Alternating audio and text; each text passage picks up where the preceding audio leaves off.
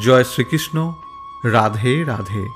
বন্ধুরা, মন্দিরের গর্ভগৃহে যেমন ঈশ্বর থাকেন, ঠিক তেমনি ভাগবদ্গীতার মুখ্য জ্ঞান গর্ভগীতায় নিহিত রয়েছে।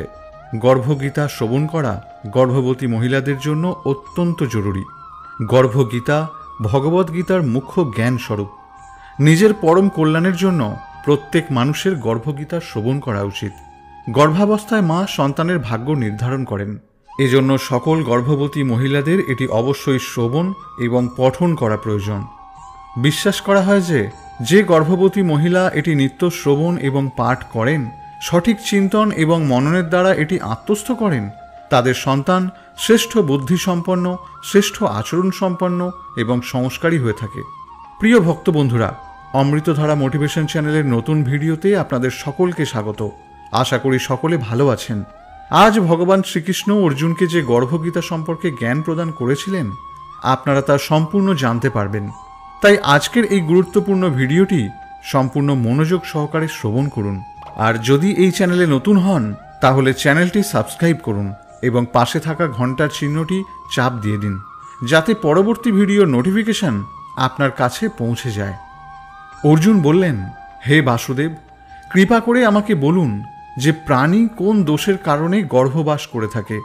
প্রাণী জন্মের পূর্বে গর্ভে কষ্ট পায়, আর জন্মানোর সময়ও অসহনীয় পীড়া পায়। এর পরেও সে রোগ ব্যাধির কারণে দুঃখ পায়। বৃদ্ধ বয়সে পৌঁছাতে পৌঁছাতে তাকে রোগ ব্যাধি ঘিরে ফেলে, আর তারপর তার মৃত্যু ঘটে। সুতরাং হে ভগবান, কৃপা করে আমাকে এটা বলুন যে কোন কার্য করলে মানুষ এই জন্ম মৃত্যুর চক্র থেকে মুক্তি পেতে পারে। ভগবান শ্রীকৃষ্ণ বললেন, হে ধনুর্ধারী অর্জুন, জন্ম মৃত্যুর বন্ধন তো সেই সব প্রাণীরই নিয়তি যে এই সংসারে জন্মগ্রহণ করেছে। যেসব প্রাণী সংসারে এমন বস্তুর সাথে মোহতে জড়িয়ে পড়ে যা একদিন বিনষ্ট হয়ে যাবে, তাদের মনে এই নশ্বর বস্তুকে প্রাপ্ত করার ইচ্ছা থেকে যায়। মনুষ্য ধনসম্পদের আকাঙ্ক্ষা তো করে, কিন্তু ভগবানের ভক্তির থেকে বিমুখ হয়ে থাকে। সেই জন্যই সে বারংবার ভিন্ন জনিতে জন্ম নিয়ে জীবন মরণ আর গর্ভের দুঃখ ভোগ করে। এরপর অর্জুন বললেন, হে মাধব, সংসারের মোহমায়া থেকে নিষ্কৃতি পাওয়া তো অসম্ভব। আমাদের মন 5 ইন্দ্রিয়ের বশে। এই 5টি বিকার কাম, ক্রোধ, লোভ, মোহ এবং অহংকার। এই মন তো মত্ত হাতির মতো। মায়া মনকে সর্বদা ঢেকে রাখে। এই 5 বিকার বা রিপুর মধ্যেই অহংকার সবচেয়ে প্রবল। ইহা প্রাণীকে নরকে টেনে নিয়ে যায়। হে জনার্দন, এই মত্ত হাতিরূপী মনকে কিভাবে বশে রাখা যায়? অর্থাৎ মনকে ভক্তিতে পরিপূর্ণ করতে হলে মনুষ্যকে কি প্রচেষ্টা করতে হবে, আপনি তা বলুন। শ্রীকৃষ্ণ বললেন, হে কুন্তিপুত্র, যেভাবে মত্ত হাতিকে বশে রাখার জন্য মাহুত অঙ্কুশকে প্রয়োগ করতে হয়, সেই রকমই মনকে বশে রাখার জন্য জ্ঞানরূপী অঙ্কুশ প্রয়োগ করতে হয়। ভক্তি এবং জ্ঞান অভ্যাসের দ্বারা আয়ত্ত করা সম্ভব। অহংকার করলে জীবন নরকের ন্যায় হয়ে ওঠে। অর্জুন বললেন, হে মাধব, কিছু মানুষ আপনার প্রতি ভক্তি লাভের জন্য বনে জঙ্গলে ঘুরে বেড়ায়, আর কিছু মানুষ সাংসারিক মোহমায়া ত্যাগ করে বিভিন্ন জায়গায় দিশাহীনভাবে ঘুরে বেড়ায়। সুতরাং হে ভগবান, আপনার ভক্তি কি রূপে পাওয়া সম্ভব, তা কিভাবে জানা যাবে আমি জানতে চাই। আপনি দয়া করে বলুন।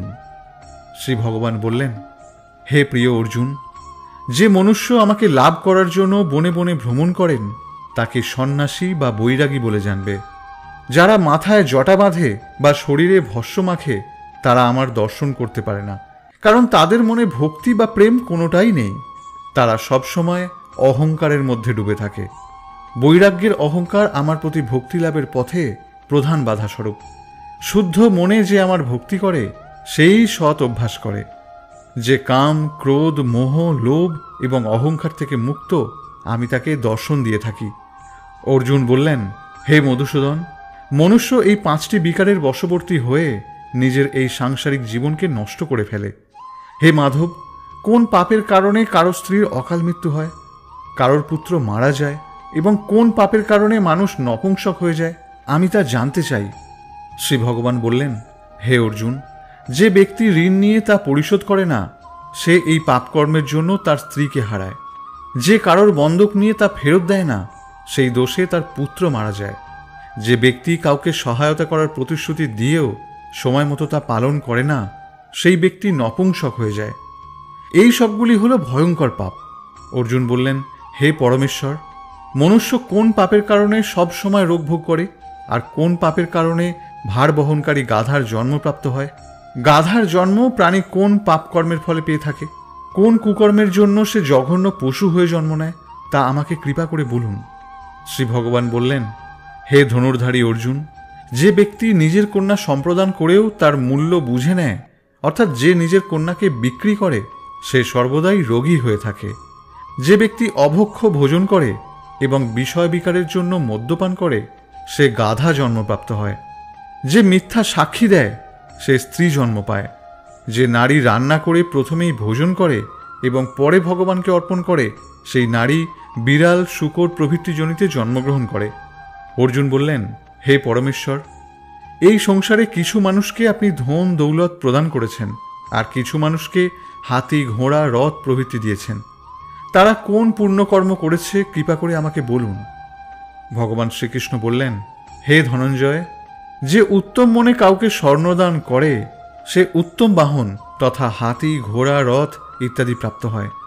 আর যে ভগবানকে সাক্ষী মেনে কন্যাদান করে, সেই ব্যক্তি উত্তম পুরুষ রূপে জন্ম নেয়। অর্জুন বললেন, হে ভগবান, আপনি এই সংসারে কাউকে খুব সুন্দর ও স্বাস্থ্যবান বানিয়েছেন, তো কাউকে কুৎসিত, কাউকে ধনবান করেছেন, তো কাউকে দরিদ্র। এরকম বৈপরীত্য কেন? ভগবান বললেন, প্রিয় অর্জুন, যে প্রাণী অন্ন দান করেছে তার স্বরূপ সুন্দর, এবং যে বিদ্যা দান করেছে সে বিদ্বান হয়। যদিও মানুষের রূপ নয়, তার গুণ হল মহত্বপূর্ণ। যে ব্যক্তি সাধু সন্তের সেবা করে, সে ধনবান এবং পুত্রবান হয়।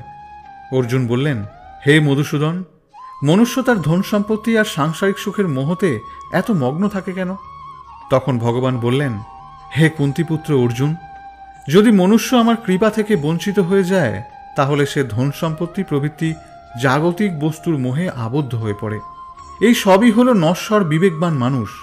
এই সব থেকে যারা দূরে থাকে, সাংসারিক মোহ ত্যাগ করে পবিত্র স্থান দর্শন করে, আমার প্রতি নিষ্কর্ম ভক্তি প্রদর্শন করে, তারা রাজার সমান সুখ এবং জ্ঞান প্রাপ্ত হয়। সব বস্তুই নশ্বর, কেবল আমার প্রতি ভক্তি হল অবিনশ্বর। অর্জুন বললেন, হে জনার্দন, মনুষ্যের মধ্যে শারীরিক রোগ যেমন অন্ধত্ব, বিকলাঙ্গ, এসবের কারণ কি? এই রোগ ব্যাধিগুলি কেন হয় কৃপা করে আমাকে বলুন। শ্রী ভগবান বললেন, হে অর্জুন, যেসব প্রাণী আমার ভক্তি থেকে বিমুখ হয়ে মায়াতে লিপ্ত হয়, সেই সব প্রাণী ক্রোধী, রক্তবিকার, অলস, দরিদ্র প্রভৃতি রোগে আক্রান্ত হয়।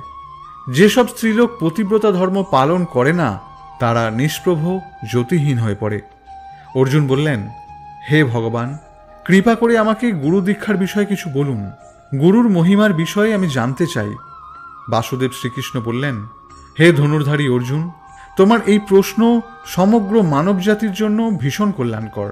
তুমি ধন্য, তুমি যাদের পুত্র, ধন্য তোমার পিতামাতা। হে পার্থ, ব্রহ্মচারী এবং সংযমী পুরুষ যারা ঈশ্বর ভক্তি এবং মানব কল্যাণের কর্মে নিযুক্ত রয়েছেন, তাকেই গুরু মানা উচিত।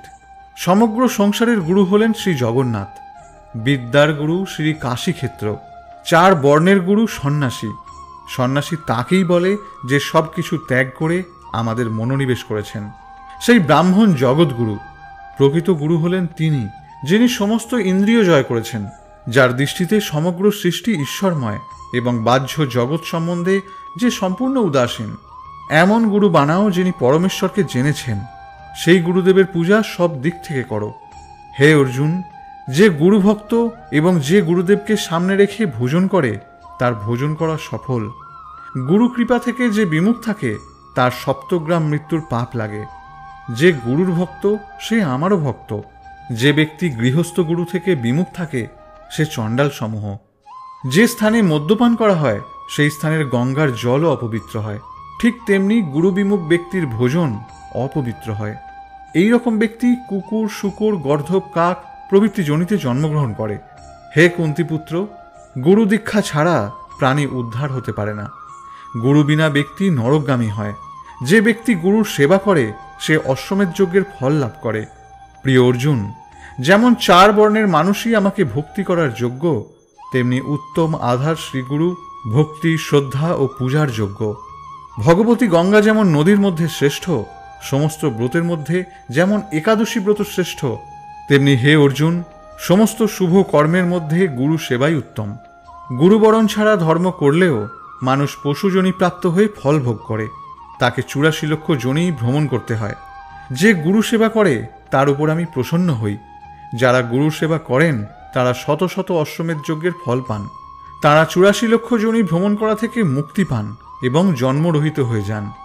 যে প্রাণী গুরু সেবা করে না তাকে 3.5 কোটি বছর ধরে নরক যন্ত্রণা ভোগ করতে হয়। হে অর্জুন, আমার ও তোমার এই সংবাদ যে শ্রবণ করবে বা পাঠ করবে সে গর্ভবাসের দুঃখ থেকে নিস্তার পাবে। এই জন্যই এই পাঠের নাম গর্ভগীতা। প্রিয় শ্রোতা বন্ধুরা, ভগবান শ্রীকৃষ্ণ এবং অর্জুনের এই কথোপকথনের মধ্য দিয়ে প্রাপ্ত মহান উপদেশগুলি যদি আপনার ভালো লেগে থাকে তাহলে অবশ্যই একটি লাইক করবেন এবং কমেন্টে লিখবেন জয় শ্রীকৃষ্ণ, আর চ্যানেলটি সাবস্ক্রাইব করে পাশে থাকবেন। ফিরে আসছি নতুন কোনো ভিডিও নিয়ে। ততক্ষণ পর্যন্ত সকলে ভালো থাকুন, সুস্থ থাকুন আর গীতা পাঠ করতে থাকুন। নমস্কার।